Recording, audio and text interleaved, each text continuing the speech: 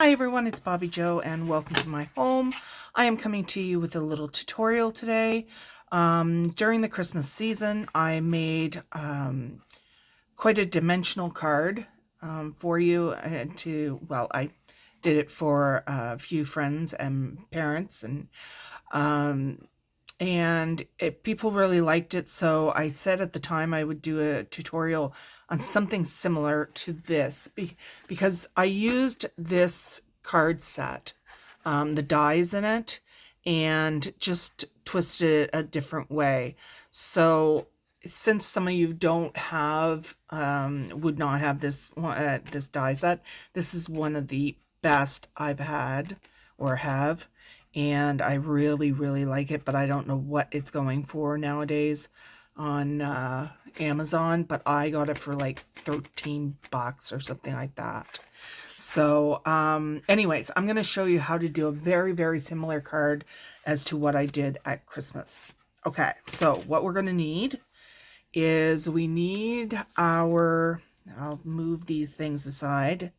We'll talk about their measurements in a second. What we need are two A2 cards, card bases. So what I've already scored these. What these are just normal A2 4 1/4 by 5 1/2 cards, and they're folded as per usual.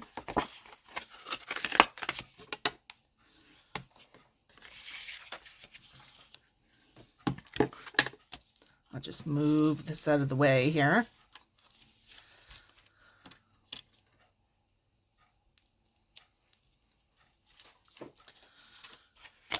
So you just fold those as normal, and then you're going to do what's called a Z fold card. So at, I believe it is, let me double check for you here. You're going to score it at one piece of it, just the front panel. You're going to score at 2 1/8 of an inch. That's the halfway point of the 4 1/4. Just the front panel. Leave the back panel as it is. So what it does is it comes, and you're going to have a card like that. Okay, so you're going to do the same thing with this other card base, just the front panel. So if you wanted to lay this out on your scoreboard, and you wanted to just lay it out on the, it would be the 8 1/2 inch side, then you could just score it at 2 1/8 of an inch, and then again at 4 1/4, and then you're able to fold it. So I'm going to do the Z fold also. I'm hoping I'm being clear here because I'm not always clear. So what you're going to do then, you've got your two Z folds. You're going to flip this one over, and it's going to slot in to the other one. So basically, I'm going to glue one back panel to the other back panel. And I forgot to do my tape on this one, so I hope you bear with me while I get some tape on. Because I'm just using tape because it's just quicker. You don't need tape though. You can, I use glue on my other ones.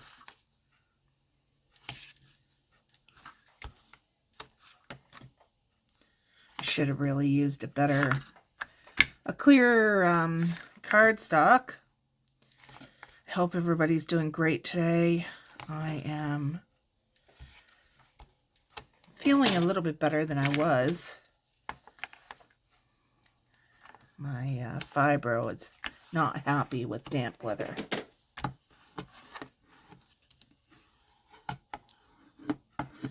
Always burnish.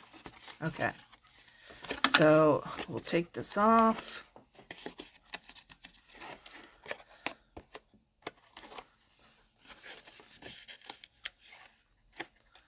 All right. So we're taking this back panel, And what I do is I make sure that I have this up, and then I slot it in. And the reason I do that is because I want to make sure I've got room. So then I fold this one before I solidify anything. I fold this one in, and that means that I will make sure that I have just a small little lip there so that this can fold easily. I hope I was clear there. I'm not the clearest person, obviously, but yeah. So right now we have a card that looks like this from the bottom, from the top, and this from the front. So 2 channels. Make sure that you've got this so that it's as close to the fold as you can before you pat this down. When you have glue, you're going to be able to shift it if you need to. So you just put it down, you do this one, and then you shift it so that it's in place. So yeah, so for the decorating, I'm not doing a huge amount, but I will do some with you. So I've got this picture, and obviously it's for Valentine's. So the back piece is a glitter cardstock. So I will give you the measurements for that. I think it's 4 and 5 1/4. So let's just make sure 4 by 5 1/4. That allows a black border to go around the glitter. When you're doing mats and things like this, what you're going to be doing is, if you want a 1/8 of an inch border all the way around, then whatever, so say I have this for instance, and I want this to be 1/8 of an inch all the way around, so that you're seeing 1/8 of an inch of glitter all the way around. Well, this is cut at 4 and 5 1/4. So in order to get that 1/8 of an inch, I have to go down to down to 3 and 3/4 by 5. And that allows me to get that. What I'm going to do, so it's somewhat clearer, is I will take a little video, quick short video of the chart that I use, and that will help you out. Mats seem to be one of the hardest things to get used to, I find, because you can't cut. It's not easy to cut them with scissors. So people have the tendency to get frustrated, as I did.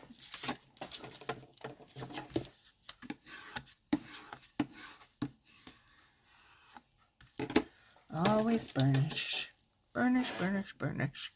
Get my glue out of my way here. All right, so this one, gonna go on top of that.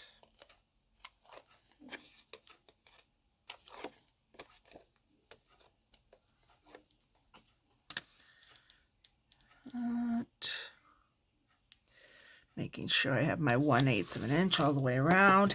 You're never gonna get it perfect. It's a handmade card.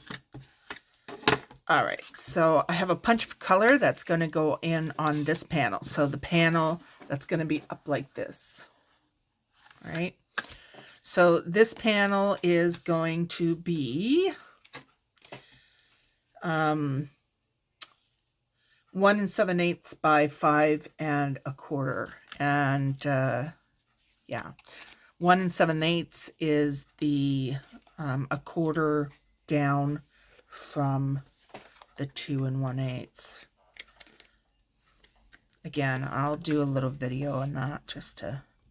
So with the border, once I get my border laid on, whether it's perfectly aligned on every side or not, I make sure that I'm going where the end is so that my lines match.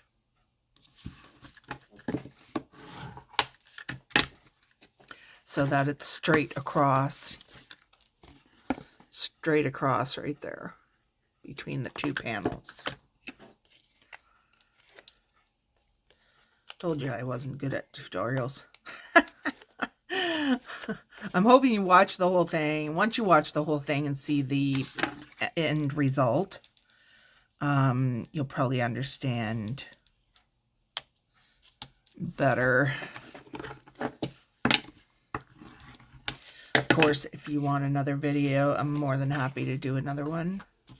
So then I have the same 1 7/8 of an inch by 5 1/4. And those are going right next.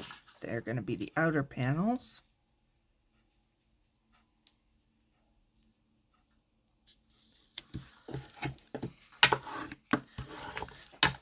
I wish I knew what paper this was. For some reason, my label is not on it.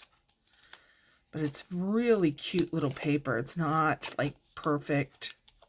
It's got some orange in it and things like this. Not your typical Valentine's colors, which I love. Okay, so these are our little panels that are going to go. So when our card's up like this, they're going to go right here and hang off a little bit.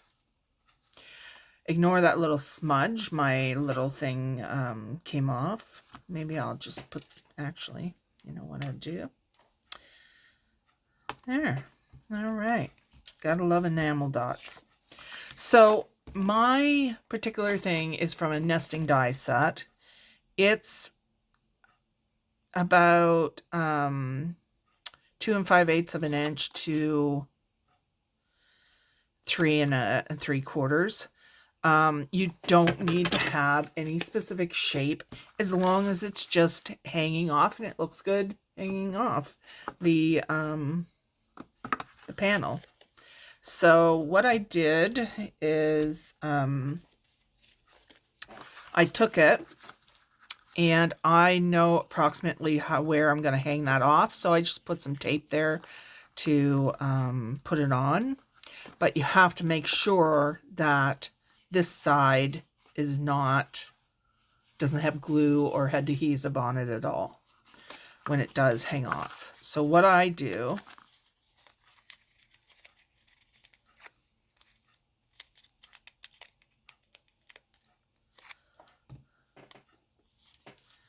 is I turn this panel like this. I know approximately what the center point of this is. So I find the point and then I just center it between. So I will shut up and let you guys look here because that's probably the best way to know what I'm doing. Okay, so that's close. Now this one here,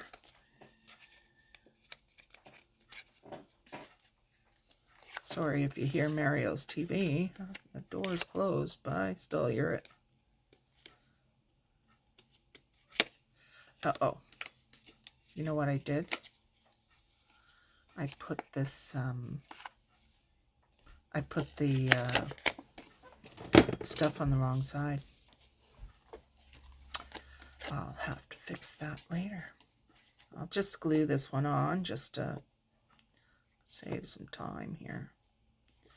Gotta love how fast Eileen's goes. All right.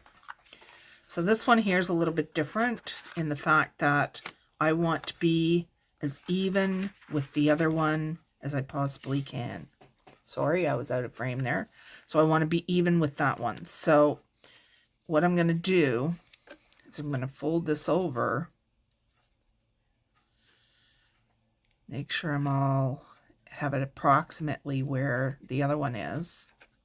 Make sure I'm centered. It's the advantage of using glue. I can adjust it as needed. All right, that looks about good. I will have to take powder if you're ever wondering. If you don't, I'll have to take powder. That'll take the stickiness away. Doesn't look too bad. Again, it's gonna be handmade, and it's not gonna show on that side. So there you have it. You've got that basic card. Then I just close it up like that, and it goes in a regular envelope. So your 5.5 by 4 1/4 envelope. So yeah, I don't know if anybody's done it before. I didn't look. I just said that I wanted to take this and flip it. So that's what I did. And there's how it looks from the bottom and from the front. And then if you want to, excuse my powder now that I've got powder everywhere. If you want to, you can put white. I don't put the white cardstock in here to put my sentiment on. I flip it over. I put the white cardstock here, and if I want to, I can decorate these panels, but they're not going to be seen. I just put my sentiment and write my little note and stuff like that on the back panel. So yeah, there you have it. I hope I was clear enough, because I have the tendency not to be. All right, you guys, I will do a little video on that chart that I use as to how I do my measurements. All right, thanks guys. Bye.